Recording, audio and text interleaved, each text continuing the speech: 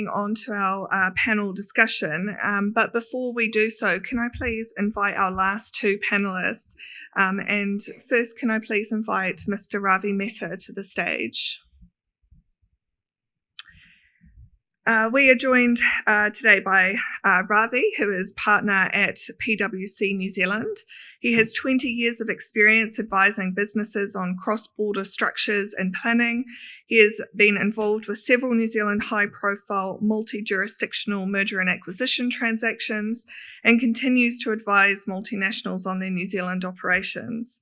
He is currently the Financial Advisory Services line of service leader for the Australian and Asian markets. And in this role, he has advised and continues to advise Indian businesses setting up in New Zealand and New Zealand businesses seeking to do business in India as well. Welcome, Ravi. Secondly, may I also invite SUSHRUTA to the stage? SUSHRUTA is Regional Manager South Asia for Whitireia and WelTec, one of the strategic partners for INZBC. He has worked in the international education space for over a decade in a variety of roles spanning policy, international relations, and now in his current role focused on marketing and business development. Before we open the panel discussion, may I invite Ravi and SUSHRUTA to say a few words initially about their areas. Perhaps, Ravi, I can start with you.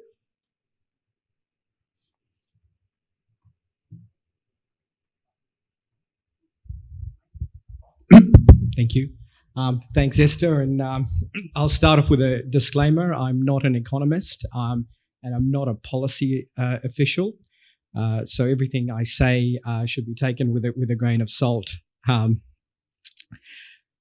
The Indian-New Zealand journey, or the New Zealand-India journeys, it's an interesting one. I still am a firm believer that we have a lot more challenges ahead of ourselves than we can capitalize on the opportunities, right? So it's slightly controversial, and I think Susanna's touched on it a little bit. BHAV touched on it, but my view is it is slightly controversial. A lot of what we're talking about here happens in the margins. The way we have told the New Zealand story in India just doesn't feel right. I'm not sure if India appreciates the ideas that New Zealand has, appreciates the wealth creation that sits over here. Today, what we've been talking about is how India can help New Zealand. And so my challenge to everyone here in the room is that we need to tell the New Zealand story in India a little bit better for us to succeed. Thanks, Esther. Kia ora tato, everyone. I would agree with Ravi there. I think we definitely need to tell the Kiwi story better in India. From an education perspective, I'll just reel off a few stats here, considering we're focusing on a lot of stats today. So look, $5.1 billion to the New Zealand economy from international education, over 47,000 jobs. In terms of the number of students we have in New Zealand, it's close to 120,000. India in particular, we had over 20,000 students in 2017. It kind of reduced a bit last year to 16,500. It's the fifth biggest market for Indian students going overseas. New Zealand brings in approximately $600 million in tuition fees and living expenses. As a sector, which I represent, which is the Institute of Technology and Polytechnics, we have over 7,000 students in 2017. There was a question asked in the previous session around cultural capital and capability. I believe international students add a lot of value in that space. You have the cultural capital there. These are young, ambitious students who want to have a career in New Zealand, Some of them are recent graduates. A lot of them come with a lot of experience. So there's what I would do is encourage businesses, both New Zealand and also Indian businesses, to take advantage of this cultural capital. I think that would help tell the New Zealand story in India much better. Thank you very much. And thank you to all of you for all of your comments.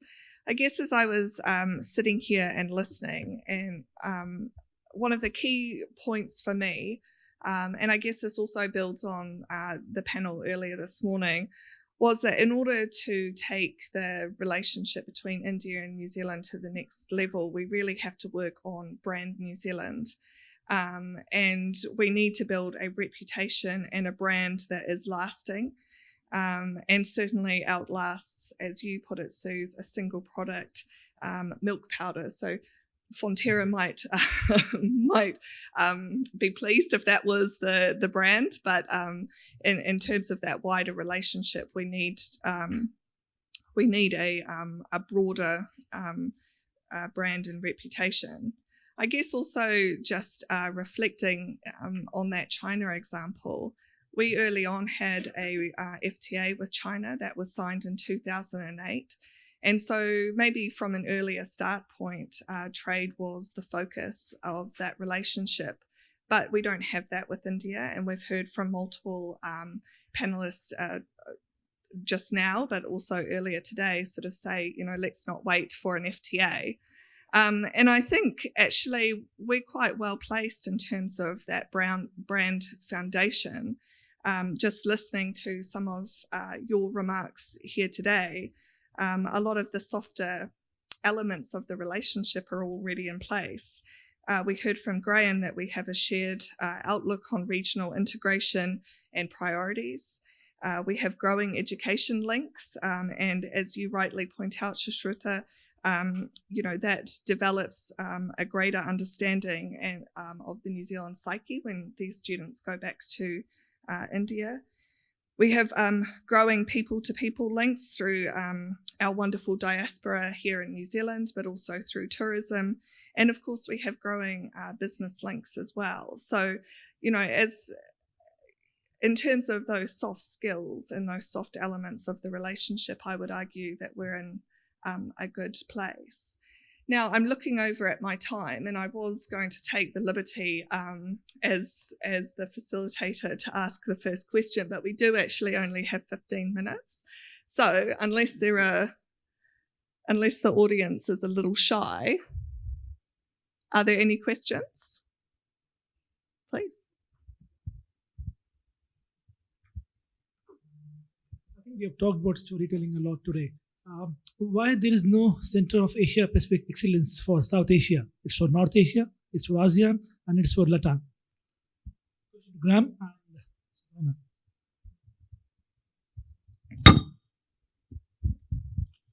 Bang. There isn't a Centre of Asia Pacific Excellence for South Asia, and I guess that was set up under the last government at a different time, and I'm not sure that would be the decision. There is one for Southeast Asia. I think the Asia New Zealand Foundation, though, is actually it is our premier body for engagement with Asia, and it does have India and South Asia as a priority set of relationships.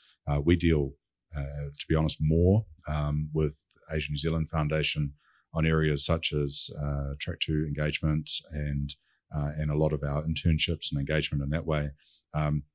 The Asia New Zealand Foundation is 25 years established and has a long history of engagement with the region. So that has remained, and in part, one of the reasons, for example, we have a CAPE with Latin America is there was literally no infrastructure to support that kind of relationship in that intermediate space between government and community and business. And we had a little bit of an element of that already with Asia New Zealand across South and North Asia. So that's one of the reasons. I think the second point is, should it come in future? I think probably it should.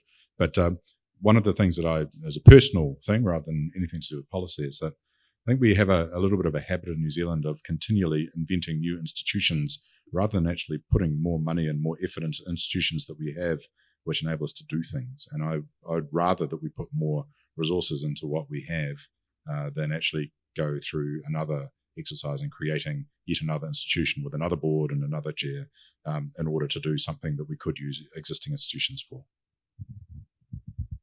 Suze, I saw you nodding down there. Did you have any thoughts? Yeah, I mean, you're absolutely right. And I'd agree with Graham that it shows our blind spot once again. We've also learnt to create these organisations typically around a big trade relationship. And so we have to get creative with India and indeed with South Asia. There's a lot of interest in Bangladesh too. Sri Lanka is a really dynamic market, amazing people, lots of opportunity to connect. So certainly at the foundation, we're doing everything we can to really try and step up in South Asia. We have great young leaders. In fact, Priyanka is one of the calibre of our leaders across government, entrepreneurs, across a range of business. So we're working really hard to get those people into South Asia, get our journalists in there telling a different story to the sort of headlines I showed, and to try and build a new story about what South Asia is for New Zealand. Are there any further questions?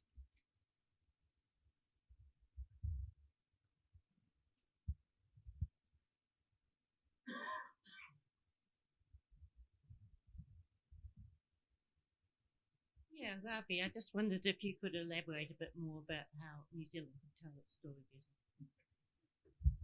better. So I've been going to India in a PwC or a professional context for the last sort of five or 6 years. We've been having conversations with initially some of our bigger clients at PwC, so the likes of Tata's, etc., etc. So this is inbound, and I'll come to outbound in a minute. But in inbound context, a lot of conversation sort of stops at Queenstown, Pino, and cricket, right? And I know we've all talked about this. What surprises me each time in those conversations, we just don't get to the level of sophistication that we probably need to. We probably do need to move a little bit beyond Fonterra. I certainly don't see a free trade agreement in my lifetime. RCEP is obviously a completely different concept. So, we sort of almost need to move beyond that. So that's one. I actually think that if we tell the New Zealand story a little bit better in India for the big corporates, it might actually pave the path for New Zealand, the smaller end of town, or even, emerging private companies to go and tell their story and sell their products. And when we concentrate on that end of the market, we have this sort of tendency to do stuff on the smell of an oily rag, right? And that's on a relative concept, right? In India, when you go there, everyone's talking about scale and scalability, and people are talking big US dollars. We are not necessarily geared towards that, right? But we would like to show that once we get into the market, we build those relationships, that we can actually be really, really successful. So in one way, we are looking for partnerships, but we're almost looking for partnerships to also boost us. And at the moment, we've got this sort of natural tension where you have Indian businesses that are saying, come and help us, and then we'll help you. And then New Zealand saying, well, we'll do the same thing. And I think somewhere along the way, the conversation needs to be that we will both grow together. Thanks, Ravi. Now, that question actually touched on a number of, your remarks in the panel. Are there other comments that any of you would like to make? I would like to touch upon that a bit from an education perspective. We've been active in India over a number of years, and traditionally in India, New Zealand is still seen as the clean and green image, which we are trying to change. When we do education marketing, we want to promote innovation as a cornerstone. Some amazing work that's been going on in New Zealand. There are a number of Kiwi companies that are active in India, Glidepath, Hamilton Jets, redesign. So I think we need to focus more on those. The clean green image, the whole safe, New Zealand is safe, welcoming, definitely that should underpin the marketing and business development perspective. But I think going forward, the focus should be more on innovation, what we do in the technology space, in the scientific space. Bharat, as both a businessman and also a friend of New Zealand, do you have any observations on that? I do. I'm not sure how much I should speak because it's not for me to really tell you what you should be doing. But since I'm a friend, I think you will indulge my musings or my observations. Very learned friend of mine used a very interesting acronym recently, CAT, C-A-T, which is said as connectivity, access, and trade. And connectivity, I've given you 12 minutes on. Access is, of course, in terms of market access, but also people, movement, and so on. And of course, trade. What underpins all of this is, I think, what very eloquently Susanna outlined. I think the people-to-people piece really is a little bit underwhelming. I think we need to do a lot more. The brand, if I may beg to differ a little bit with Ravi, the brand New Zealand is a strong brand, a benign brand in India. And it's something to be said about a brand that there's, I think, a complete absence of any negative association. This in itself is a big deal. How does one leverage this brand? So it's like an asset, which is, from a business perspective, just not monetized. So I mean, how wasteful is that? So much more can be done. Again, I mean, I'm put this on jet lag if I offend anybody, but just look at your external engagements. How much resource do you put on India vis-a-vis your other external partners? I think the answer will become self-evident. I think there's a lot that can be done. The association and I think there is a great potential to even diversify the conversation on what we're doing. I think we've done a great amount in terms of agri and dairy, and to some extent we need to move on. Might just pick up a point. I agree in part with Bharat, but I think we're framing the conversation slightly wrong here. I mean, the New Zealand brand in India isn't related to dairy. The New Zealand brand has been related to the images of the country, to some of the people parts. And I agree with Suze that that people who are successful are excellent at telling their story in a much more human and different way. But if you look at the biggest sectors of engagement between New Zealand and India, they're tourism and education, and those are fundamentally people businesses.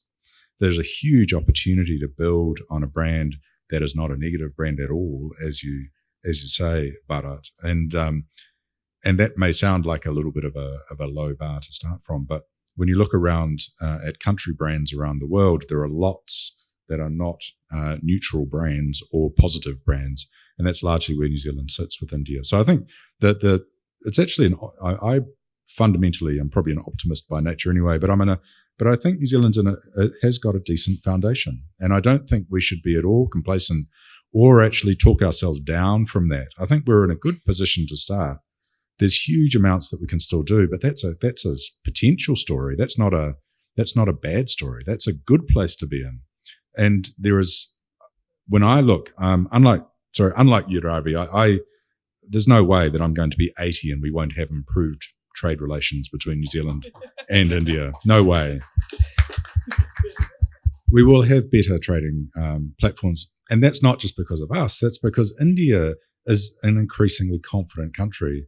And as you become a more confident country, and when you have the natural advantages of size and scale and human capital that India has, and as it continually works out how to use that better, then the inclination to be defensive around the rest of the world lowers, and with that becomes more opportunity. And I think that's a reality over time that we will see with India, but it's one that's got huge potential for New Zealand. And so I'd want to be more positive about where we're at than some of the comments perhaps that we've heard today, and look at where we're at as we're always in a series of starting points. We've got lots of good starting points, and let's see what we can do with them. Thanks, Graham. Yeah, I would just add to that I think being really specific about what that story is, because India's really hotly courted at the moment. I mean, it was amazing sitting in Delhi, seeing how small, large, medium countries are all over India at the moment. I mean, it's a sort of the pivot. It's a part of the Indo-Pacific. It's everyone is talking about India, whether it will join RCEP or not, and so on. But so if New Zealand is going to really distinguish itself, we need to be really, really clear to India about what our value add is, why India should take. I mean, we're sort of like fourth tier importance to India, so we have to be able to navigate through that very loud courting process that is going on at the moment to say, listen, India, this is why you should listen to us, and this is what we can add, and this is how we can go forward together, and then grow from there. And I think we just run the risk possibly of being a little trying to be all things across all sectors. And so it would be really nice, I think, for example, if we just chose a state. You know, we're a small country, let's just choose a state to partner with and start from there. Thank you. Now I'm looking at my time. I've got 1 minute-ish. So is there a last burning question? Down the back there.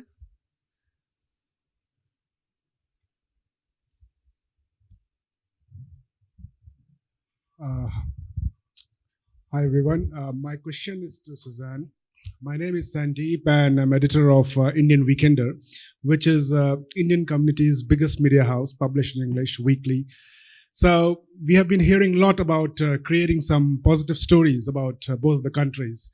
So my question is more to Foundation, that we know that you work with mainstream journalists, sending them to India to come back and create some good stories.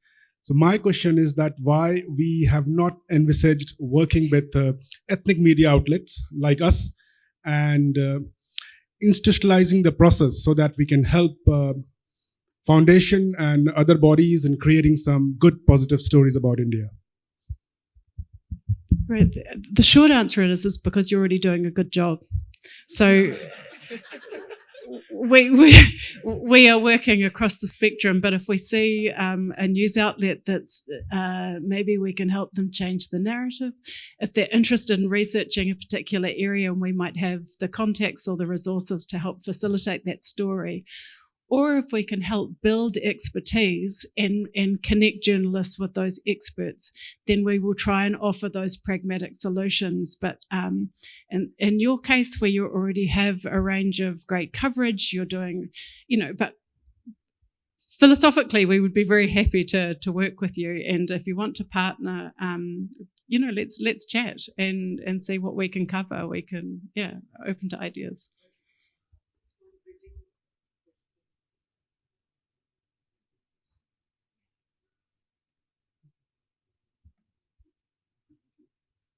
So, one aspect of Asian New Zealand Foundation, which we touched upon on working with journalists, one question and maybe a request is, if you would like to work with the mainstream Kiwi media to, highlight the positive stories of the Indian community within New Zealand. Because I think this is something which will be shared with a lot of Indian community here. A very minor incident is highlighted like headlines news, but the biggest achievements of India in business, economics, literature, art are not even touched upon by the mainstream media here. So maybe through you, if we can request to work and engage with the mainstream Kiwi media and sensitize them with, what India is. I think that will help your own mission and mission of lot of organizations like INZBC as well to have a positive communication about the Indian community in general. Yeah, thanks, Gary. It's something we are trying to do.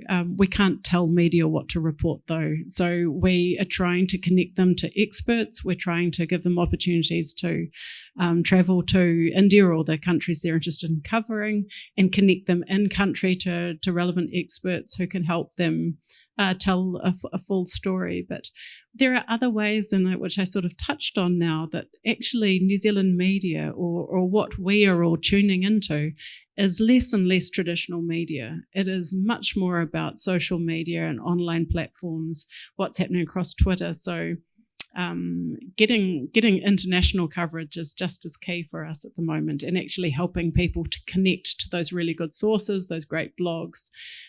So I think it's something that while we can help nudge it along, we won't be the ones absolutely able to engineer it, but we're certainly trying to push the coverage, and that will be fine. Thank you. Thank you. This screen is flashing at me. Time is up. So unfortunately, I'm going to have to close this panel. But a really big thank you to all of you for taking the time to attend this year's INZBC and also share with us your views and perspectives. I'm really sorry to the audience that we didn't have as much time to ask questions and discuss issues that we could discuss really all day, but these lovely people are going to be around all day, so please take the opportunity to seek them out at lunch or in the tea break later this afternoon. Thanks very much.